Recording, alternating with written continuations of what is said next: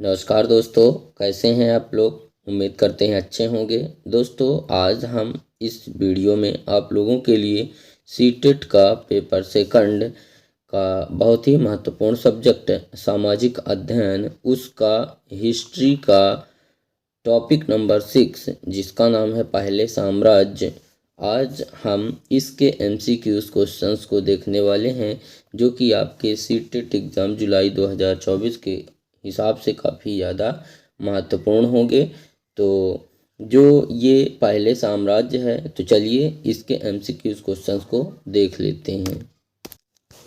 Friends, हमारा जो पहला प्रश्न है वो इस प्रकार से है कि निम्न में से किस इतिहासकार के विवरण को मौर्य इतिहास का मुख्य स्रोत माना जाता है। ठीक है, इसमें ऑप्शन है नियार्कस है, मेगास्थनीज, विशाखदत्त और ये सभी। ठीक है, तो ये सभी जो ये ऑप्शन है, ये वाला ऑप्शन सही हो जाता है। ठीक है, मतलब जो है तो नियार्कस को भी, मेगास्थनीज को भी और विशाखदत्त को भी इतिहासकार के विवरण को मौर्य इतिहास का मुख्य स्रोत माना जाता है। ठीक है, हमारा दूसरा क्वेश्चन है कि निम्न कथनों पर विचार कीजिए। ठीक है, इसमें पहला कथन है मुद्रा राक्षस की रचना विशाखदत्त ने की थी। दूसरा कथन है इंडिका की रचना कौटिल्य ने की थी। तो अब जो ये कथन है, इनमें से कौन सा वाला कथन जो है वो सत्य है। ठीक है, तो इसमें ऑप्शन है कि केवल ए सही है, केवल बी सही है, ए और बी दोनों सही है, और ना तो ए और ना ही बी। ठीक है, तो इसका जो है तो एक नंबर वाला ऑप्शन सही हो जाता है। ठीक है, केवल ए वाला जो ऑप्शन है वो सही है कि मुद्रा राक्षस की रचना विशाखदत्त ने की थी। उसके बाद हमारा जो है तो तीसरा क्वेश्चन है कि निम्न में से कौन सा कथन असत्य है। ठीक है, तो मौर्य साम्राज्य के रूप में पहली बार भारत में एक अखिल भारतीय साम्राज्य का निर्माण हुआ। दूसरा है विदेशी यात्री फाहियान चंद्रगुप्त मौर्य के दरबार में आया था। तीसरा है मगध अपने समकालीन राज्यों में सर्वाधिक शक्तिशाली था। चौथा है मौर्य काल में राजनीतिक प्रणाली में अपेक्षाकृत एक रूपता थी। ठीक है, अब इनमें से जो है तो बताना है कि कौन सा वाला जो है तो असत्य कथन है। ठीक है, तो इसका जो है तो जो दो नंबर वाला ऑप्शन है ये जो है तो गलत है। ठीक है, ये वाला ऑप्शन असत्य है, बाकी ये भी सही है, ये भी सही है और ये भी सही है। ठीक है, अगला क्वेश्चन देखते हैं। हमारा अगला क्वेश्चन है कि निम्न कथनों पर विचार कीजिए।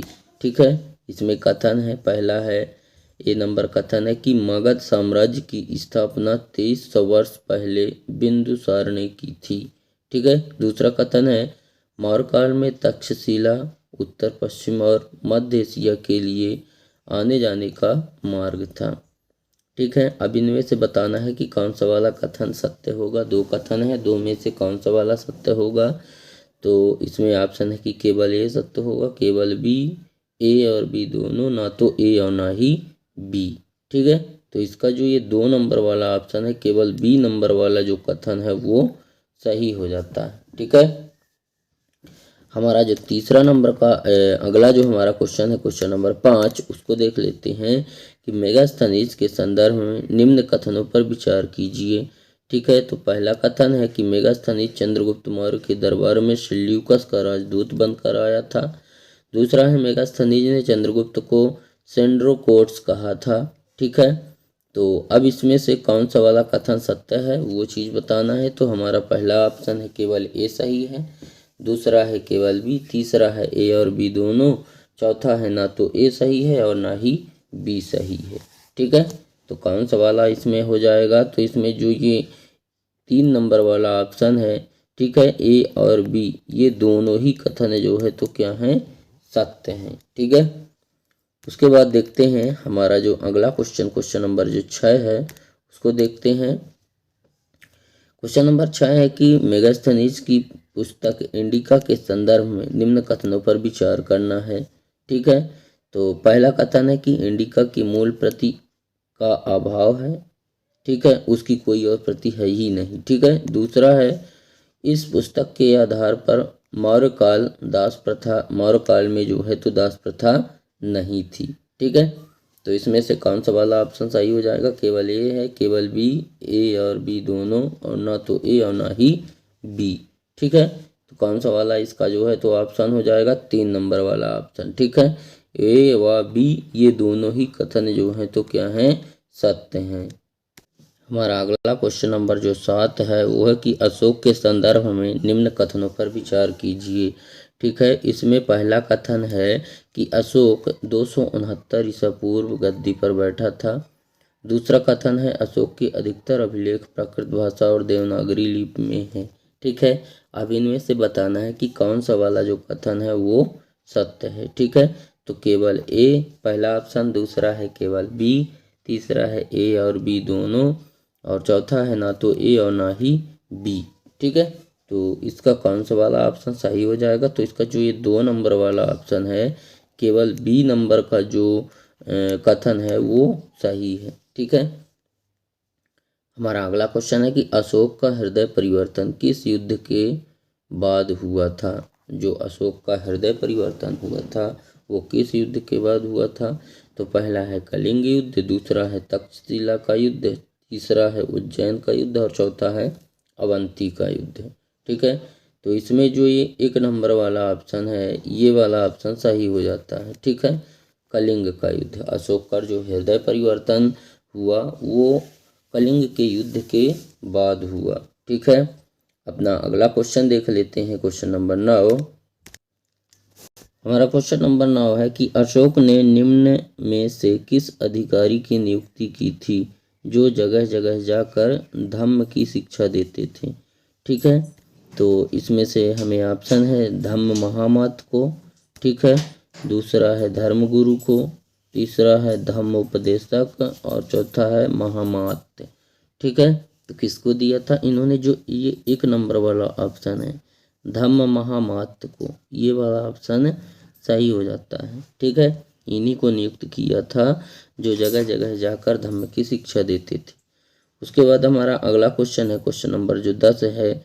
2 कथन दिए गए हैं, इन कथनों में बताना है कि कौन सा वाला कथन सत्य है। इसमें से ए नंबर वाला जो कथन है वो है अशोक के धम्म में किसी देवता की पूजा अथवा किसी कर्मकांड की आवश्यकता नहीं थी।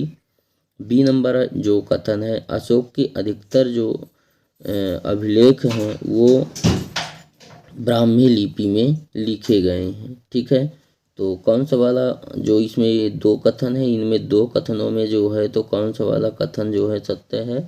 ठीक है, तो इसमें ऑप्शन है कि केवल ए सही है, केवल बी, केवल ए और बी दोनों, ना तो ए और ना ही बी।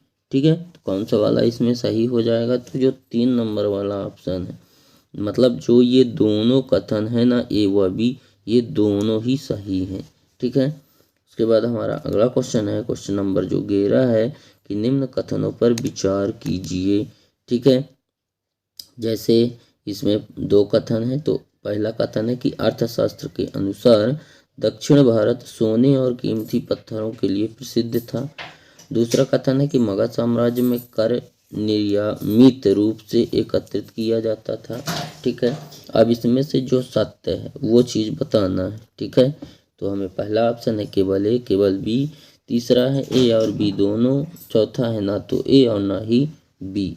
ठीक है, तो इसका जो ये 3 नंबर वाला ऑप्शन है, जो ये 2 कथन दिए गए हैं ये दोनों ही कथन कहीं ना कहीं सही है। ठीक है, उसके बाद हमारा अगला क्वेश्चन है, यहाँ पे ये पैसेज दिया हुआ है, इस पैसेज को आप वीडियो को रोक करके ज़रूर देखें और फिर इसका जो आंसर है वो आप यहाँ दे सकते हैं।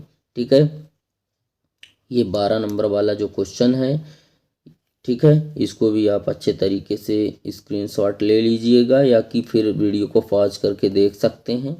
ठीक है, उसके बाद हमारा जो ये 12 नंबर वाला क्वेश्चन है इसको देखते हैं। ये कहता है अपनी प्रजा के लिए अशोक के संदेश के संदर्भ में निम्न में से कौन सा कथन दिए गए अनुच्छेद के आधार पर गलत है? ठीक है, तो ये चीज़ आप तभी बता पाएंगे जब आप जो पैसेज दिया हुआ है उस पैसेज को जब आप पढ़ेंगे। इसमें ऑप्शन दिया हुआ है कि मौर्य काल में लोग विभिन्न अवसरों पर अनुष्ठान करते थे। दूसरा है अशोक के अनुसार ये कर्मकांड सार्थक थे। तीसरा है अशोक के सभी जीवों पर दया करने की सीख देता है। चौथा है अशोक ब्राह्मणों एवं श्रवणों को दान देने की बात करता है। ठीक है, तो इसमें कौन सा वाला ऑप्शन जो है वो सही होगा? तो 2 नंबर वाला। ठीक है, अशोक के अनुसार कर्मकांड सार्थक थे। कैसे थे? सार्थक थे। ठीक है, वहीं पे देख लेते हैं अपना 13 नंबर वाला जो क्वेश्चन है कि निम्न कथन पर विचार करना है। कथन ए और कथन बी दिए हुए हैं। तो कथन ए देखते हैं कि अशोक के अनुसार सभी लोगों को अपने धर्म की प्रशंसा एवं दूसरे धर्म का आदर करना चाहिए। बी नंबर वाला जो कथन है तो महात्मा गांधी अशोक के द्वारा अपनी प्रजा के लिए संदेश से काफ़ी प्रभावित थे और उसे राष्ट्रहित में ही सही मानते थे। इसमें जो ऑप्शन है वो कौन सा सही होगा? तो केवल ए या केवल बी, ए व बी दोनों, ना तो ए और ना ही बी। ठीक है, तो इसका जो केवल ए वाला जो कथन है ना वो सही हो जाता है। ठीक है, ये वाला कि ठीक है, यानी कि अशोक के अनुसार सभी लोगों को अपने धर्म की प्रशंसा एवं दूसरे धर्म का आदर करना चाहिए। ठीक है,